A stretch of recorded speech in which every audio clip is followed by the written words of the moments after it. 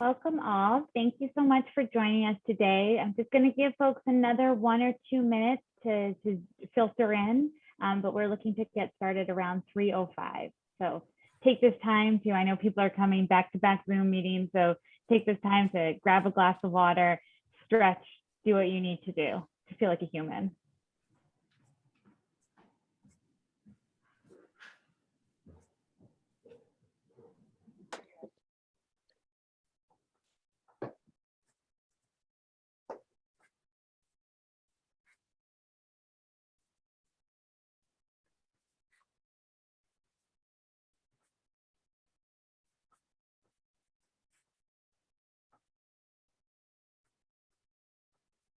Huh?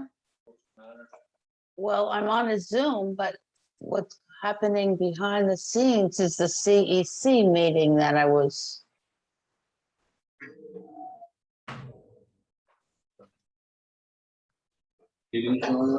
Yeah, a recorded meeting.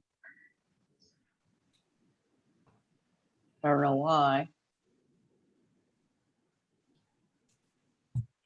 This is what I want to be on, the Zoom call.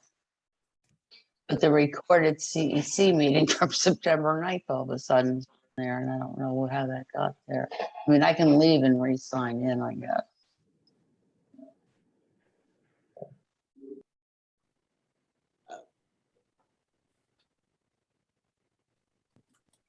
Okay.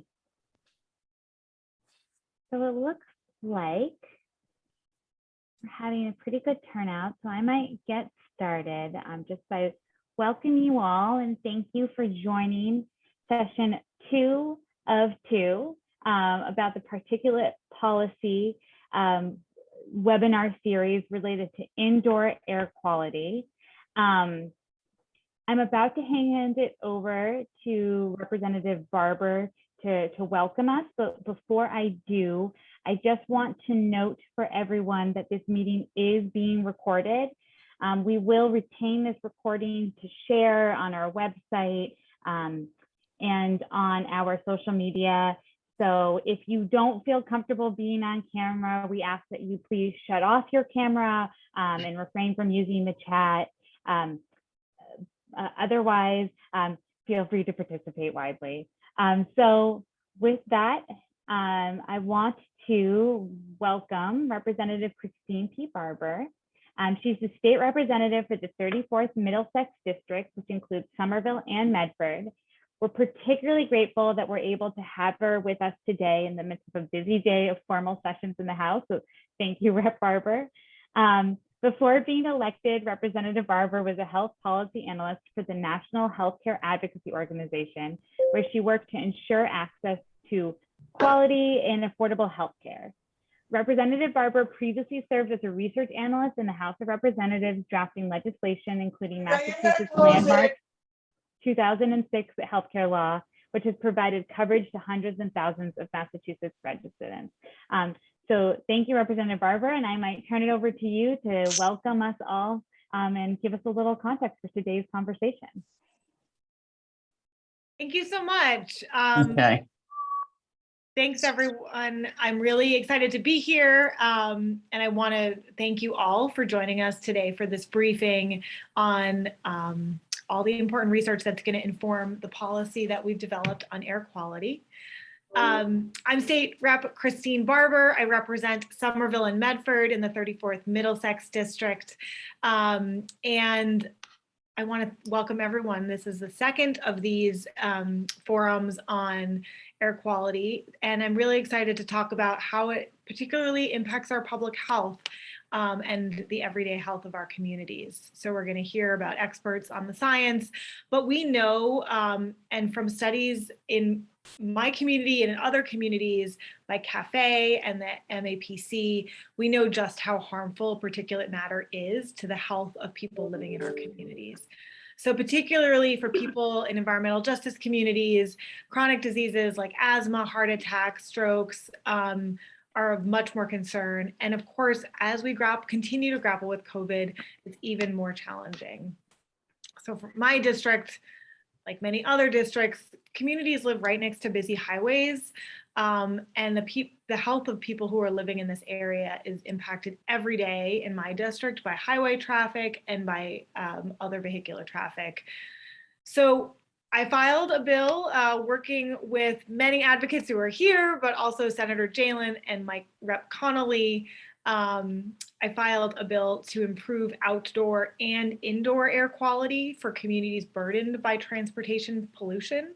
We're going to talk more about that bill today, but I'm really excited about concrete measures that we can take to improve air quality in our communities, particularly in those communities that have been hardest hit over many decades of policy that creates more pollution and more public health challenges.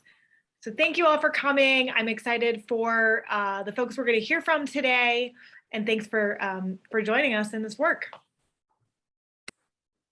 Thank you so much, Rep. Barber. I want to just echo that. Thank you for joining us and making time in a busy day. As Rep. Barber referenced, this is the second of 2 sessions. And in our last section, we had a panel of local academic researchers who shared with us evidence demonstrating the health effects of air pollution, demonstrating that they're serious, and that the adverse effects are occurring indoors and outdoors. But the area that we wanted to focus in on was our homes, given all the time that people spend in their houses. For those of you that missed that session, I encourage you to check out the recording. I am going to drop our website link in the chat now. So after this meeting, go there, check out. We put it up on YouTube, and you can listen to some really great presentations on the state of air quality science and learn a little bit more about the dynamics of that. Today, we are joined by 3 policymakers or advocates who are going to build off this background of research and talk about some of their efforts to translate all of that research into policies and practice in the realm of air pollution mitigation indoors. So first, I would like to welcome Tim Olson. He's a senior policy advisor at the California Energy Commission. And then we are going to hear from Alberto Ayala, who's the executive director of the Air Pollution Control Officer at the Sacramento Metropolitan Air Quality Management District. And last but not least, Staci Rubin, who's the vice president in the environmental justice team at the Conservation Law Foundation. We've asked our panelists today to each opening by answering the same question, same guiding question, which is, how has your agency or organization moved to enshrine air quality into policy and practice? So in a minute, I'll hand over speaking to our speakers, but I just want to encourage you all, as folks are talking, question comes up, clarification, some area that you want folks to go deeper in, drop it in the chat. We've allocated a fair amount of time at the end to take some of your questions and answers and dig deeper into any topics that you might be interested in. So yeah, drop it in the chat, and after we can also unmute you if you want to ask in person. So with that, Tim, I'm going to turn to you first. How has your agency moved to enshrine air quality into policy and practice? Yeah, very good. Thanks a lot. Thanks a lot for inviting me to speak. Hopefully you can hear me clearly here. I work for a state government agency that is involved in a whole range of things: regulatory programs, building standards, building efficiency standards are an example of that. And also we deploy lots of incentive money through R&D investment and different areas, mainly transportation right now. Kind of varies from year to year. And But in terms of indoor air quality in California, it's in terms of a regulation, it's in the context of building energy efficiency standards for new building construction. And it's one element.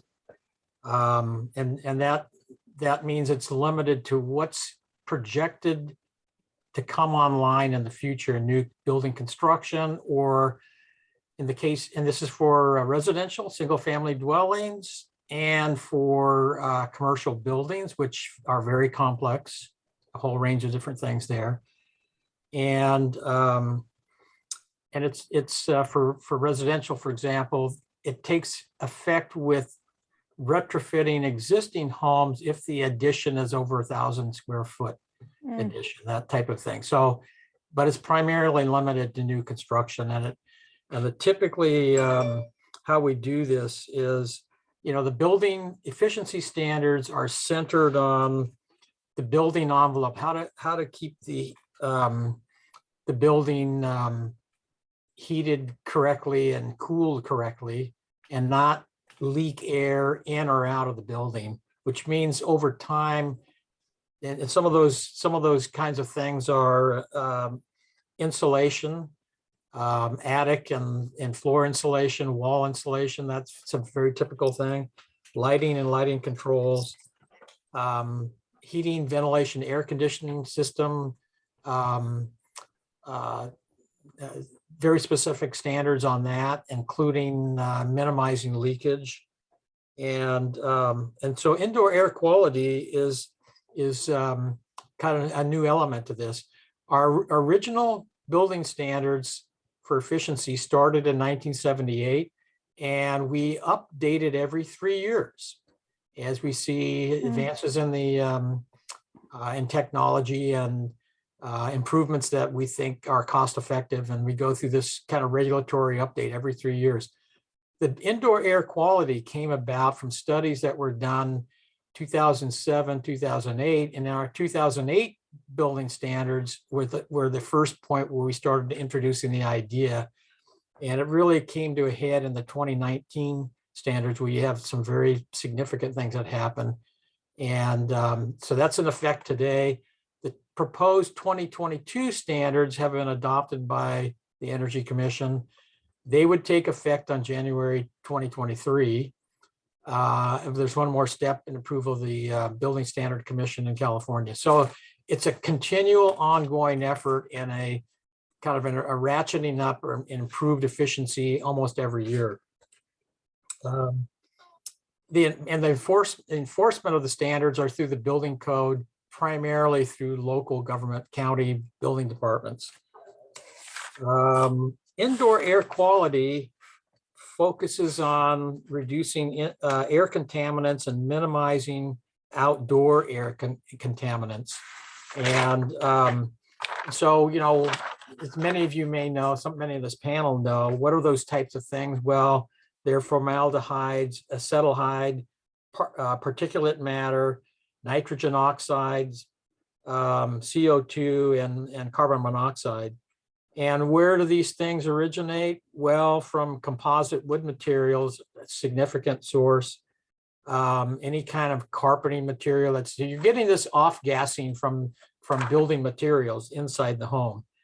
And some of them are consumer products, cleaning materials and chemicals, and also cook stoves that are natural gas sourced. And so the whole point of this is how to increase air filter efficiency and how that air flows in a building or a house. And basically getting fresh air exchange, outdoor fresh air exchange and recirculated air. So this is all based on standards of the equipment and the filters that are approved by ASHRAE. And we adopt those scientific standards as a specification in how we go about this. And some of those types of things are, so the impact is, Staci will tell us later that, well, there tendency to be allergies, sinus congestion, congestion, headaches. You do have some chemicals that are carcinogens. And so you want to get that stuff out of the building and then fresh air coming in, but you also have to worry about what kind of fresh air is coming in, which means you've got to have two-way filters. And that's kind of the nature, which tends to be minimum depth of the filters. You're looking at things like the rate of the airflow, ventilation rate, and in some cases, the actual pleats in the actual filter. So it's centered on filtration. And you want to move the air around in and out of the home while filtering out these allergens and other particles. And for non-residential buildings, it's more complex because you have lots of different things that come into play that are, not just mid-rise and high-rise building, office towers, but auto repair shops, barber shops, kitchens, restaurants, parking garages, laundries, arenas, swimming pools, shopping malls, hotel. I mean, the whole range of things that have very specific requirements for the same type of thing. Specific airflow requirements for each one of those and air infiltration. So that's basically the rough sketch of what the policies are. And we also do this from a cost-effective standpoint that has to have a net positive benefit over the life of the systems. We do have, you asked, Sharon asked originally to what kinds of incentives do we have?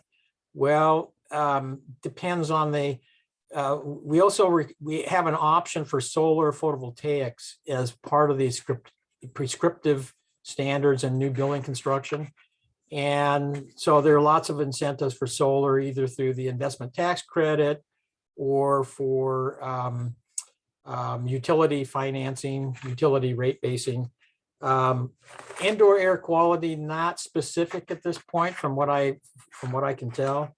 But it's really tends to be either higher level investment tax credit kinds of policies or individual local incentive programs. We did have a one-time appliance efficiency program during the era, the 2008-2009 recession, and we did have some incentives for appliance HVAC improved systems there, but it was a one-time thing.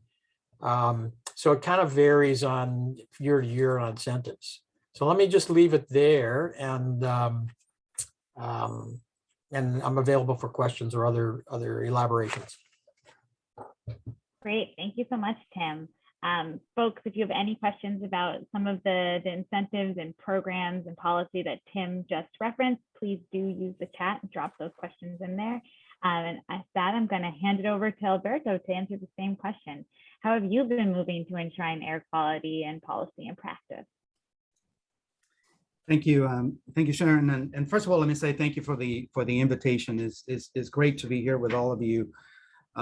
It's always a treat for those of us from out here to have an opportunity to share with you guys some of the things that we're working on and hopefully find some partnerships. But I'm gonna bridge my current agency, which is a regional local air agency, with a state agency that I came from not long ago, and that is the Air Resources Board. And the reason I want to do that is to connect some of the history that has led us down the path of where we are and where we're going today. And first of all, I want to say congratulations to all of you, because the topic at hand, indoor air quality in general, and the opportunity to electrify the built environment is rich. It's full of opportunities, and I hope that once we finish this discussion today, that we can all agree and see a clear path forward in terms of some of the things that not only do we need to do, but also perhaps some of the things that we can collaborate on. But going back to the beginning, as Tim alluded to, because there isn't clear regulatory authority for indoor air quality the same way that some agencies have it for outdoor air pollution, much of the early work, as my good colleague team spoke about, was basically understanding the extent of concern when it came to indoor pollution in support of the early building code developments that Tim spoke about back in the late 70s, early 80s. Much of the work that the state of California, and specifically the Air Resources Board, was doing was really trying to understand the extent of concern. So there was a lot of work about understanding exposures, the contributions of indoor sources versus the intrusion of outdoor air pollution. Tim spoke about some of the issues with consumer products and from formaldehyde created from some of the HVAC filter materials, et cetera. So that was really the fact that we actually got this information into the building code is simply a statement about the ability of two seemingly disparate agencies working together, right? The Air Resources Board reached out to the Energy Commission and said, we don't have authority to do some of this, but we think this makes sense. The Energy Commission agreed, and there you have a building code that has evolved to not only pursue its principal mission, which is efficiency, but also to include a very strong statement about the importance of mitigating the role of indoor air pollution. So let's fast forward a few years, and now we've got California wanting to take on the significant global challenge of greenhouse gas emissions and climate change. And as we began in the early 2000s to start to think about, how do we play a role as a state, as a single state, in changing the paradigm about sustainability and carbon reductions, obviously, we began to very quickly understand the relevance of the different sectors to carbon emissions. And one of those sectors was the built environment. And if I begin to make the connection to the local level, clearly, with the explosion in a good way of the availability of very economical, if you want to call it that, or cost-effective renewable energy, it made a lot of sense to begin to think about how do we reduce the carbon footprint of our built environment. And one of those ways to do is obviously to eliminate sources of combustion within the indoor environment. And that really put us on a path of significant development at the local level, because for one thing, when it comes to development at the local level, it's really very similar to the NEPA process that you guys are all used to. In our case, we have a CEQA process. It's essentially the same. And we as a regional agency play a significant role in shepherding and commenting and guiding and getting our agency involved in those processes.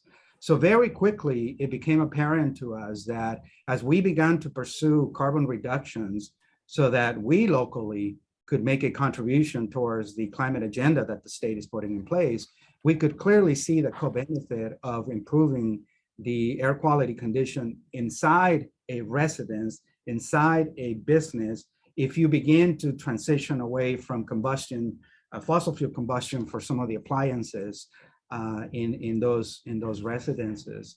So therein lies really the impetus for some of the things that we've done locally. We had to dispel some myths, because as we began to understand what it is that contributes to indoor air pollution, I think Tim spoke of some of the important pollutants, but for many years, I think many of us assume and understood that natural gas combustion didn't result in particle pollution. And clearly now, thanks to tons and tons of very valuable research by many, not just out here in California, now we understand that natural gas combustion, for example, is an important source of particles, specifically ultrafine particles, that we still have a lot to learn and understand in terms of what are we going to do about that problem. But anyways, it began to be clear to us that there was going to be a significant co-benefit from trying to electrify the built environment because of our climate goals. And at the same time, we would begin to benefit in terms of improving the indoor air quality conditions of the residences that we were after. So that was a really significant development locally and out here in the state, because we began to converge on these solutions that had multiple co-benefits, right? Then, as we began to make progress on cleaning other sectors, like the transportation sector, for example, or the power generation sector, for example, then we began to realize, thanks to the help of many important entities like the Reichman Institute, that the contribution of fossil fuel combustion in the built environment began to overtake the contribution of the emissions from even the transportation sector. So that was another paradigm shift that folks like me, who work for elected officials, we use the evidence to go knocking on doors and saying, we really got to get to action, and then begin to think about how do we transition.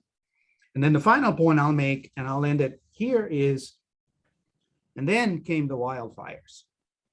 And as you can imagine, it was not only tragic and daunting by the nature of what that is, but really it began to challenge at the local level, the resident that is not an air quality specialist. It began to challenge the notion of what it is that we really understand to be clean air.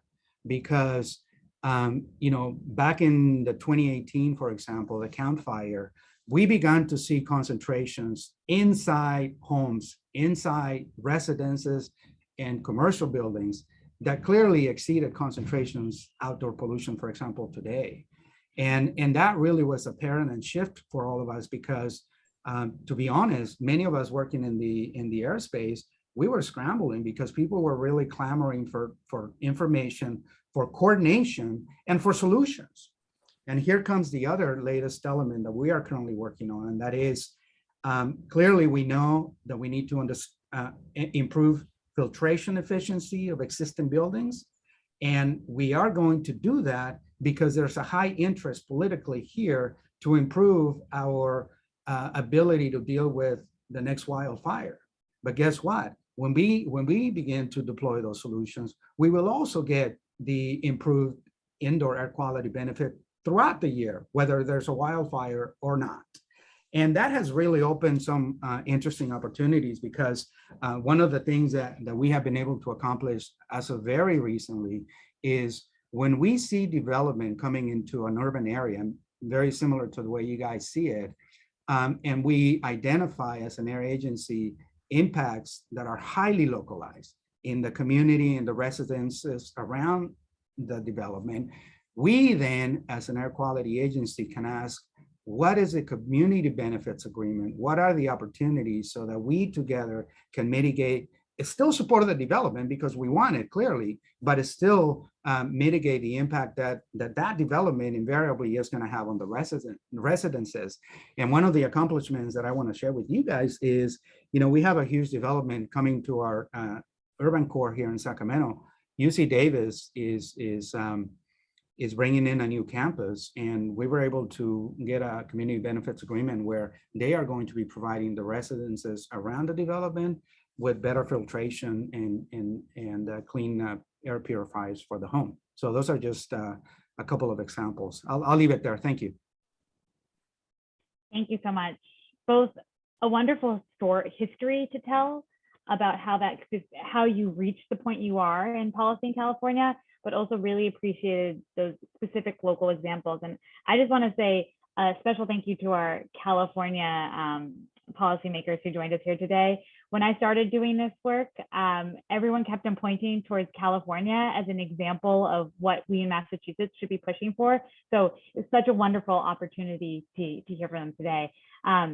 However, in the last few years, there's also been a lot of exciting push in the Massachusetts context. And Staci Rubin is here today to share some of that work and what she and the EJ table have been doing related to indoor air quality in the Massachusetts context.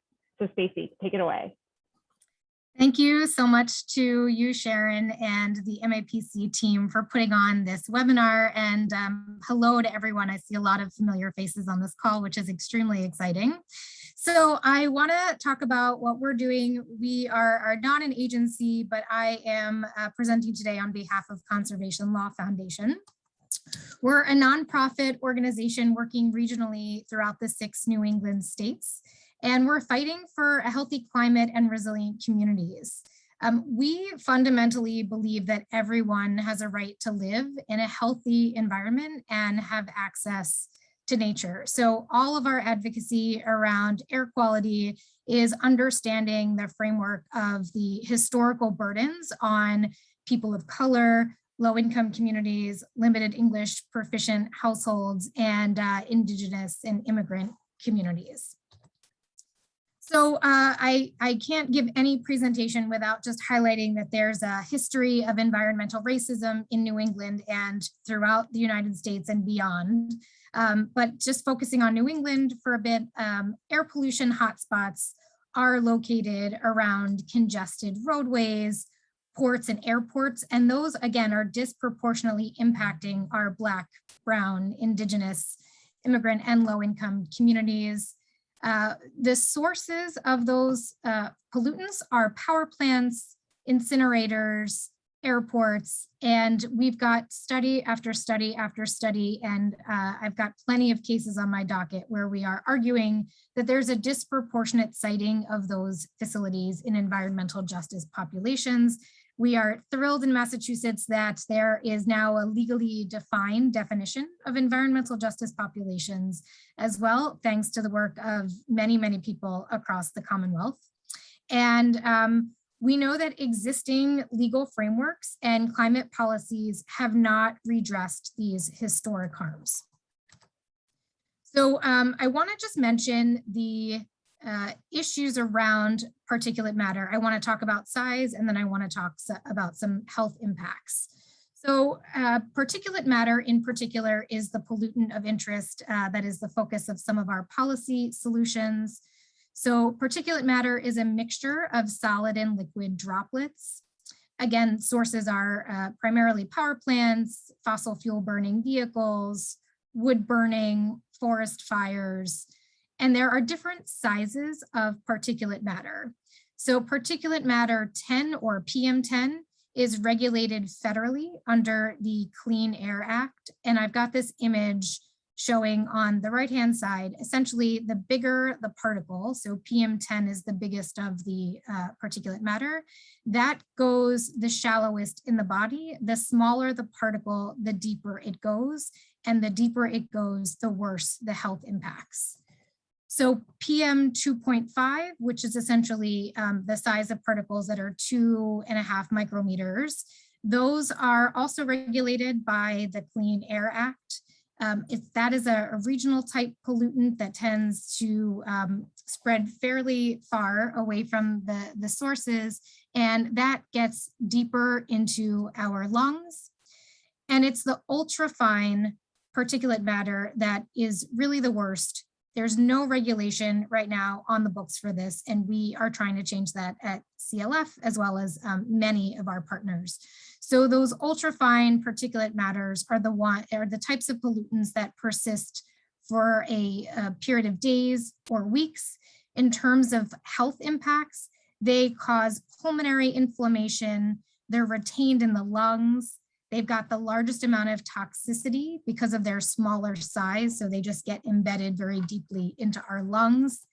And exposure to ultrafine particulate matter causes coughing, it worsens asthma, it's linked to diabetes, cancer, it can travel to our brain and cause cerebral changes, leads to low birth weight. It's really a tremendously powerful pollutant that we have to deal with immediately. And I also couldn't have this presentation happen without mentioning the impact of COVID-19. So there's been a large amount of studies that just document the exposure, the long-term exposure, which is approximately 15 years or longer, to these sources of ultrafine particles, as well as the larger sizes as well.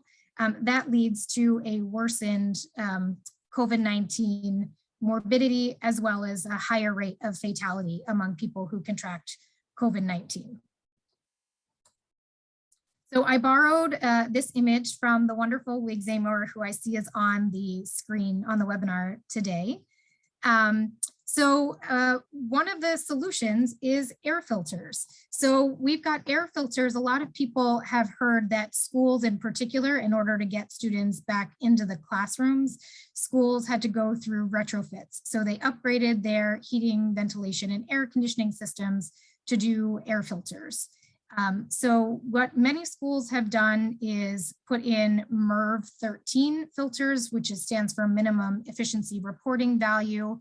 The higher the MERV rating, essentially the more pollutants and the smaller pollutants that get filtered out, and that gets filtered away from the air that we breathe. So this is an excellent slide showing certainly the emissions that we see from congested roadways in Greater Boston. And it's also showing that a MERV 16 filter, which is one of the highest quality filters that exists, can remove more than 95% of particles. So that really is sort of the highest quality that's being used currently in hospitals, and that we are recommending being used in eligible buildings in close proximity to congested roadways and other highly polluting transportation infrastructure. So additional solutions that we have is we are proposing an air quality bill. So thanks to Representative Christine Barber, Representative Connolly, and Senator Jalen, as well as a very large coalition of groups, we filed a bill that we are really hopeful will move in Massachusetts. So the bill is our primary policy solution. It addresses in a comprehensive way both outdoor and indoor air quality. So it would expand the amount of air monitoring that happens throughout Massachusetts and add filter monitors for ultrafine particulates, which again is the pollutant that we're most worried about, and the pollutants that stay pretty close to polluting sources. In Massachusetts, we're so lucky to have ambitious climate targets getting to net zero by 2050. We really need to see air pollution reduction. And so far, an air quality target, our climate targets are not linked to air quality improvement in pollution hotspots. So this bill would set very ambitious air quality targets in the near term for 2030. Which is incredibly needed to make some progress for our communities living adjacent to roadways and airports. And again, it's requiring the installation of air filters in existing buildings. So we're talking about residential buildings with more than 2 tenants in units, commercial buildings that are of a certain square footage. We've got correctional facilities, child care centers, and most importantly, I was thrilled that my fellow panelists were mentioning natural gas stoves. So this bill would prevent the installation in new buildings of gas stoves. So that would be through an update to the state building code that would prevent it. I'll just say that my parents are in their process of trying to change out their kitchen and upgrade their appliances. And I am constantly advocating that they not buy a new gas stove. It's amazing what building contractors are pushing. Everybody's sort of been influenced by the natural gas industry of thinking that cooking with gas is the best. It's very harmful for indoor air quality, and we need to just keep spreading that message.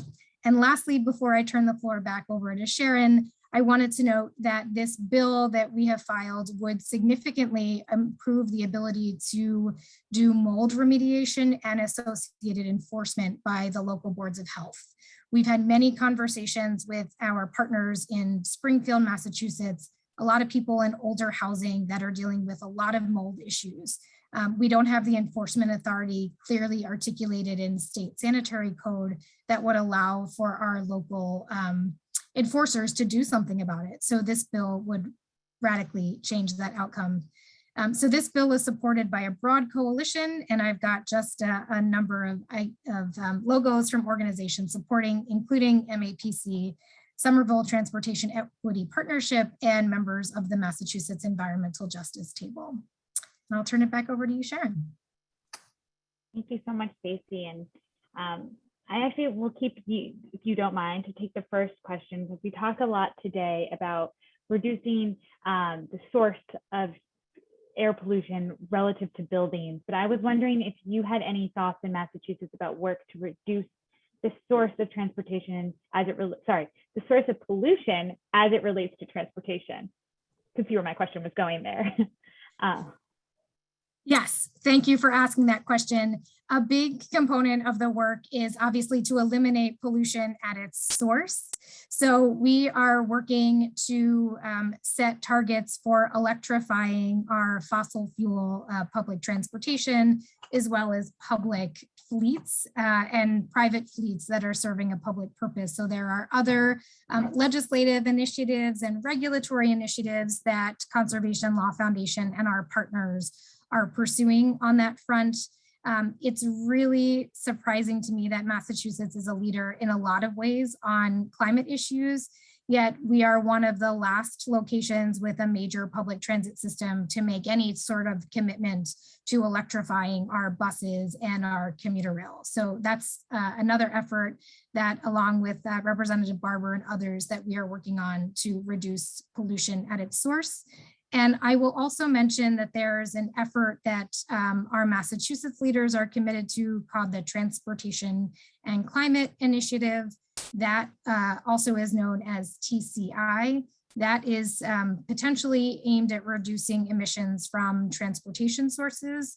We are making sure that if the Transportation and Climate Initiative goes forward, that we're really seeing that air quality improvement in the communities most overburdened by transportation pollution. It's our position that TCI in and of itself is not going to do enough to make the difference in environmental justice communities. So we need an allocation of funding for electrification in our low-income communities and communities of color. So that is definitely some policies that CLF is working on. That's wonderful. Thank you. Alberto, Tim, I know that both of you have also been involved in transportation policy related to air quality. Is there anything you would want to share from the California context about work in this area? Go ahead, Alberto. Thank you, Tim. Well, yeah, I mean, it's very similar approach as what Staci pointed to for your neck of the woods, for you guys. You know, TCI is a great initiative. I mean, you know, transportation emission reductions are really, you know, the defining characteristic of the environmental agenda for California, right? I mean, the state has started regulating tailpipe emissions first, and I think the good news is we have yet to see one single application where electrification is not viable. So that is important because we don't need to argue about the end goal anymore. The debate needs to be the pathway. You know, how do we get there the quickest, the fastest, in the most economical way? How do we make sure that the progress is seen everywhere, especially in our environmental justice community, so that even those residents can participate in the transformation of transportation? So, Tim, anything to add? Yeah, just one, you know, I spend almost 90% of my time on this topic. We have to get diesel. There's some overall tailpipe emissions are a factor. And of course, we've got California, we've got 28 million passenger vehicles, about 1 million trucks and buses. But the greenhouse gas emission profile in California, transportation is 50% of that inventory when you count 40% of the actual use of the vehicles and 10% petroleum refineries. And 1 million vehicles, 4% of the market, diesel trucks generate, they consume over 20% of the fuel and produce a large part of the nitrogen oxide. So it's really diesel trucks are a high, that's one of the immediate targets. Get diesel out of the environment. And as Alberto's saying, there are substitutes that can do that now. And so it's like the transition is going to be a challenge, I think, because you've got 80% of the truck owners in California, one person owns one truck. And so that person has to be affordable, has to be something that can transition can occur without interrupting their business. They're moving freight, they're moving goods for the most part. And so this is an area, and of course with passenger vehicles, the prime option there is electric. It's going to take time for that to have a market penetration, but I think we're going on the right pathway. And we're building in not only just the transport, but also the infrastructure that goes with that, the charging infrastructure, et cetera. And so that's in my mind. One of your chat questions was, well, you know, does the same pollution affect if I live near a commuter rail? If they're using diesel fuel, yes. In fact, there's some really good studies done by the Air Resources Board, and maybe Alberto, you were part of that, shows the carcinogenic impact of PAHs, which is a byproduct of diesel combustion. And if you're within 400 feet, 1,000 feet of a major corridor, just as highways, you know, you're going to be impacted by that. And the rules for rail are not as stringent as they are for on-road vehicles. So you're going to have, so it's in essence, how do you start shifting that? And you do it with some seed money, investing demonstrations, and then you kind of look for how do you ramp this up in each of these markets, sub-markets like package delivery, rail delivery, refuse trucks, airport shuttle buses. I mean, there are a whole range of things that need to be looked at on a case-by-case basis, and each one of them has probably a different market maturity. That's wonderful. And thank you for catching that question in the chat. I was about to ask you to elaborate on it. So appreciate you catching it. And thank you, Ellen. Also, Ellen is a colleague from the Somerville Transportation Equity Partnership, laying out in Massachusetts that the commuter rail and freight are indeed diesel. So connected to a lot of the concerns that Tim just spoke to, but that our subways are electrified, although that doesn't completely alleviate us from concern, is a little bit better from an emissions perspective. I see here a comment that Barbara noted about the impact of Logan in Boston and the health concerns related to airports and aircraft. I wonder if any of you have experiences doing work around policy and practices to protect folks under the flight path of airplanes in your local communities. I can certainly jump in to start on Logan Airport, and CLF is also investigating being involved in other airport communities throughout New England, but certainly we are involved in working directly with the managers of Logan Airport, Massport, as well as community members who have been advocating for improved air quality for a long time. So I think our primary efforts have been around trying to focus on ground transportation electrification. How do we make sure that we are encouraging people to travel to the airport by buses or using trains? How do we ensure that Massport itself is converting to electrified vehicles? And unfortunately, the regulation of aircraft and flight paths is a bit complicated and involves federal and international law in some cases. So we very much are aware of the Department of Public Health study, as well as some private health studies that have been done around Logan, and we're deeply concerned about it. We're also just trying to work with Logan to see if we can figure out how to maximize the number of passengers on flights and figure out other ways to reduce the impacts through mitigation. Sharon, I want to add, this is Tim Olson, I want to add a couple things here. Just to give you some landscape. In California, the aviation jet fuel, takeoffs, landings, and travel within California, consumption of fuel for that kind of traffic is equal to the on-road diesel consumption in California. And the only real near-term option for a different kind of fuel other than petroleum jet fuel is some type of renewable biofuel for the near term.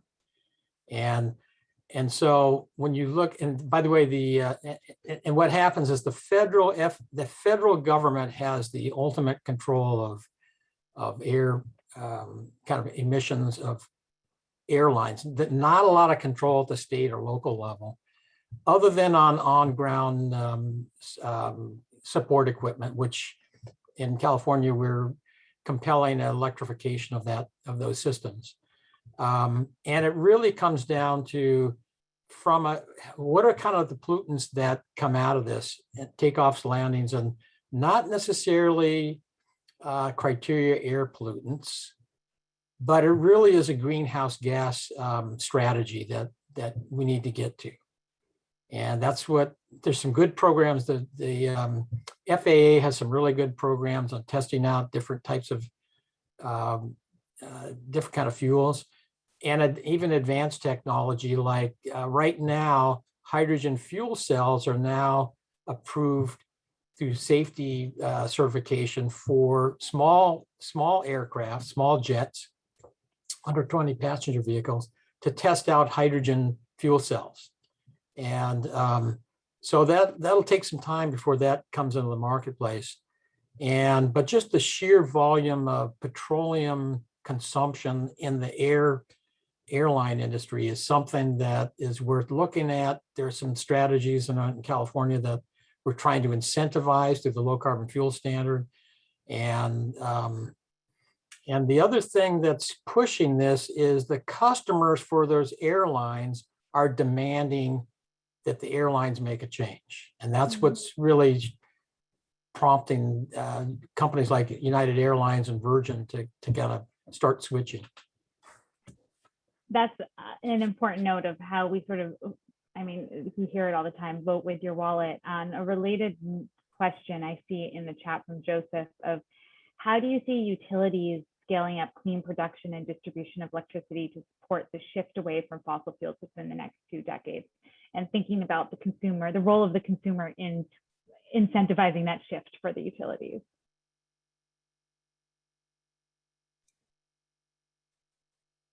Well, maybe I'll start it, and I don't know if Tim wants to add, but here in California, there was an actual legislative mandate that was enacted, SB 350, where there was a explicit requirement for the utilities, the electric sector, to help the state electrify transportation. Because when we began to think and treat electricity and hydrogen as a transportation fuel, we all quickly realized that is a different dynamic than the classic, the car makers make the cars and the oil companies make the gasoline and the diesel. And it's a significant shift in terms of the progress we're going to make, because clearly now utilities are incentivized to electrify. And a lot of the progress that we see is because the utilities are getting in the game, deploying chargers, giving incentives to their customers. Obviously, time of use rates is huge. So all of a sudden we see convergence, a critical mass of multiple players.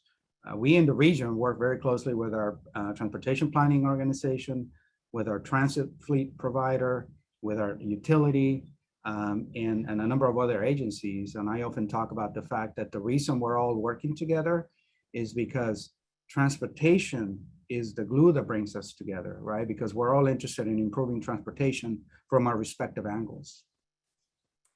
Yeah, just add on to that is utilities, electric utilities that are investor-owned in California are under the direction of our California Public Utilities Commission. So these are the regulated electric utilities that need to make investments in electric charging infrastructure in their territories. And over $2 billion has been allocated, meaning they can rate base that investment and co-fund those kind of projects. And they refer to them as make ready, meaning utility side of the meter, we're going to do the installations, the transformer upgrades, distribution line upgrades, and down to the actual meter at the home or at the destination point for charging in the marketplace. But that alone is not going to cover the cost of the infrastructure. That you've got some state government incentives, And, you know, the other thing that's motivating utilities is, and this is true across the US, almost all the electric utilities in the US are on between now and 2030 on net negative load growth, meaning that things have become more efficient, and in California, utilities are allowed to make returns on doing things that are more efficient or are improvements in the environment. Not true throughout the US. And so if you're on negative load growth, how do you generate the capital to reinvest in your aging infrastructure? That's a nationwide issue that is come up in the infrastructure proposal in Congress. And so this is something that utilities play a prominent role. It's not the only role. And that investment from private capital, primarily New York investment banks, will require other things to generate that, to basically unleash a lot of that capital that's basically sitting there. And there's some ideas floating around on how to do that. Thank you, Tim. And I just, Yeah, I was going to actually say, Staci, I think we have time for maybe you to add your thoughts on a local context to that question, and maybe a quick answer to the question about local rehab programs before we need to wrap up. yes, I also just wanted to add to what Tim was just saying, to note, it's really important for utility companies to be, to stop incentivizing in energy efficiency programs the conversion from fossil fuel heating systems to new fossil fuel heating systems, and instead to move toward electric heat pumps, and really thinking about its role in thinking about the future of the gas system. We really shouldn't be investing all of the dollars that are needed and maintain the existing system when we need to plan for a future system. And then just shifting to what local municipalities can do. So I put one answer in the chat referencing how rehab programs can install the MERV 16 or HEPA filters, really invest in those heat pumps and electric stoves. There's also certain materials that will reduce humidity and reduce the opportunity for mold growth. So that's also something to think about.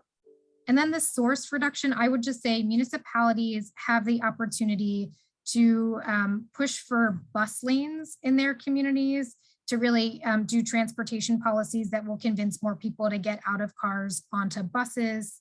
And I do want to highlight, there's currently a mass DEP opportunity for municipalities to get new air sensors to do some additional air monitoring. So if there's any municipal folks on the call, I'd be happy to follow up with some details about how to participate in that program. That's wonderful. Well, with that, I want to thank all of our wonderful panelists. Thank you, Staci. Thank you, Tim, and thank you, Alberto, and thank you, Rep. Barber, for the wonderful introduction and welcome. I hope you all learned a little something and are energized to make a change in your community. If you have any questions or want to follow up with any of our panelists, please reach out to me. I will drop my email address in the chat, and you also should have gotten it with our Zoom invitation. And I look forward to talking to you all soon. Have a wonderful rest of your day and Thursday. All right, thanks a lot.